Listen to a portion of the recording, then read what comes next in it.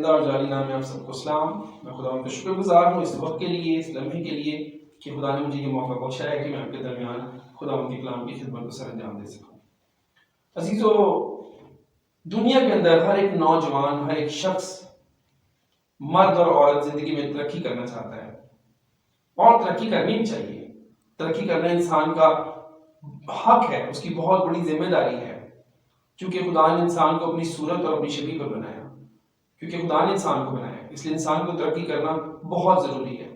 لیکن ہمیں یہ دیکھنا ہے کہ ترقی کرنے کے لیے اس کی اصل ڈائریکشن کیا ہے، اس کا اصل طریقہ کار کیا ہے، اس کا لائے عمل کیا ہے، ہم کیسے ترقی کر سکتے ہیں۔ ایک دفعہ کی بات ہے کہ میں اپنے انسٹیٹیوٹ میں ایک کلاس لیتا تھا اور سارے میچور لوگ بیٹھے تھے۔ میں نے اس کلاس میں ایک سوال کیا، میں نے کہا آپ یہ بتائیے کہ انسان اور جانور میں کیا فرق ہے۔ اسٹوڈنٹ نے مختلف جوابات دیے۔ کسی نے کہا انسان بولتا ہے، جانور بولتا نہیں۔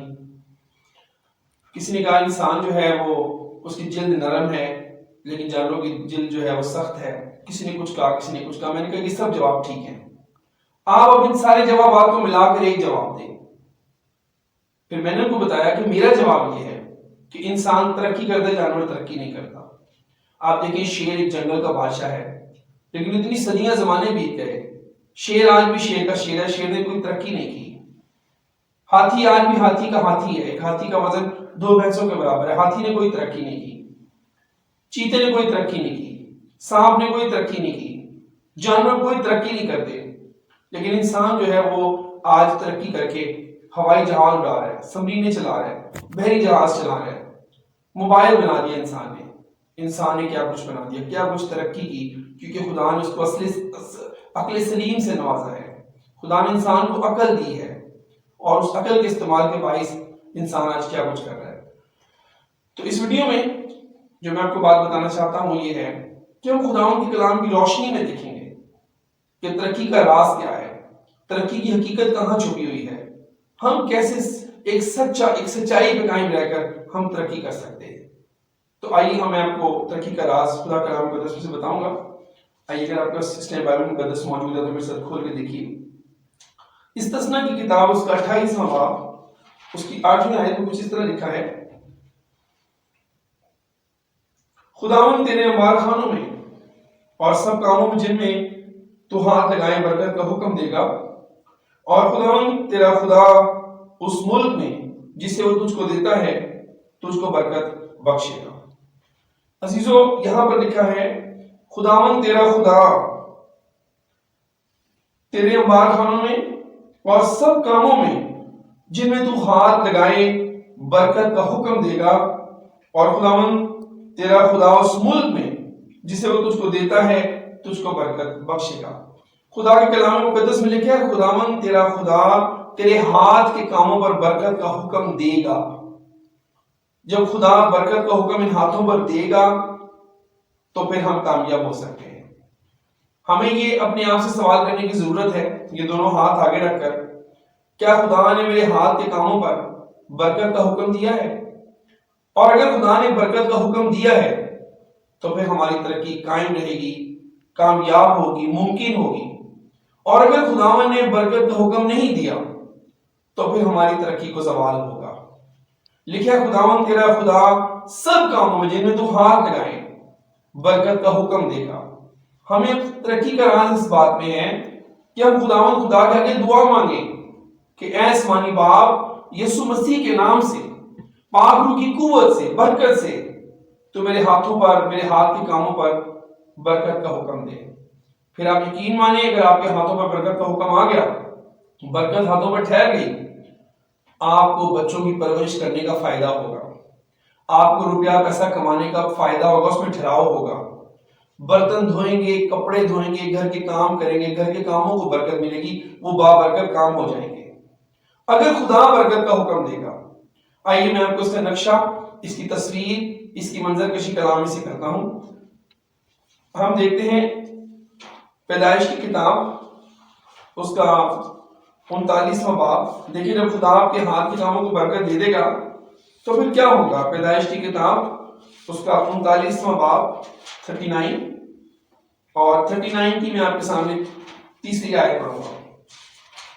جب خدا آپ کے ہاتھوں پر برکت کا حکم جاری کر دے گا، برکت ہاتھوں پر ٹھہر جائے گی، تو پھر بہت معجزات ہوں گے۔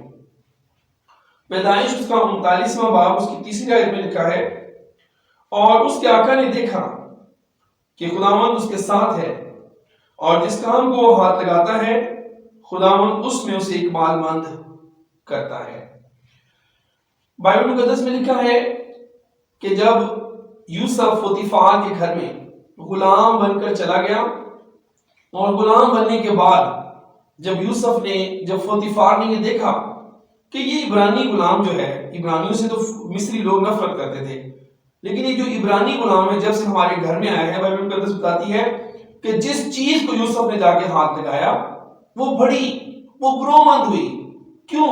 کیونکہ یوسف کے ہاتھوں پر خدا نے برکت کا حکم دیا ہوا تھا، برکت ٹھہری ہوئی تھی، اور یوسف جو ہے اس نے جس چیز کو ہاتھ لگایا خدا نے اس کے ہاتھ کے کاموں میں برکت کا حکم دیا، اور لکھا وہ برومند ہوا، لکھا وہ جس چیز کو ہاتھ لگاتا تھا خدا کے نام میں لکھا ہے، اور وہ اقبال مند ہوتا تھا۔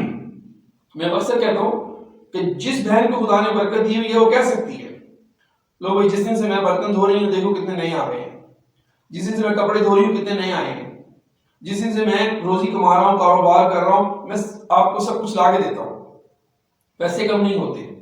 لیکن یہ گواہیاں وہ لوگ دیں گے جن کے ہاتھوں پر خدا برکت کا حکم جاری کرے گا، جیسے خدا نے یوسف کے ہاتھوں پر برکت کا حکم جاری کیا ہوا ہے، اور یوسف کو خدا نے برکت دی، اور یوسف نے پھر جس چیز کو ہاتھ لگایا غیر قوم کے لوگ قائل ہو گئے۔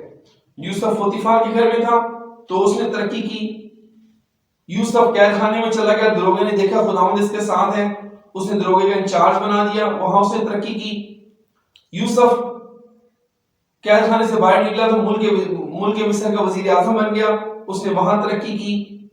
یوسف نے غلام ہو کر ترقی کی، یوسف نے قیدی ہو کر ترقی کی، یوسف نے بھائیوں کے حسد کا نشانہ بننے کے باوجود ترقی کی، کیونکہ اس کے ہاتھوں پر برکت ٹھہری ہوئی تھی۔ ہم تو آزاد ہیں، بے شمار لوگ آزاد ہو کر بھی ترقی نہیں کرتے، اور یہ اسی وقت ممکن ہوگا، ترقی اسی وقت ممکن ہوگی جب خدا ہمارے ہاتھ کے کاموں کے اوپر برکت کا حکم جاری کرے گا، اور جب تک خدا برکت کا حکم جاری نہیں کرے گا ہمارے ہاتھ کے کاموں پر کبھی بھی برکت نہیں ٹھہرے گی، اور پھر وہ ترقی کا زوال ہوگا۔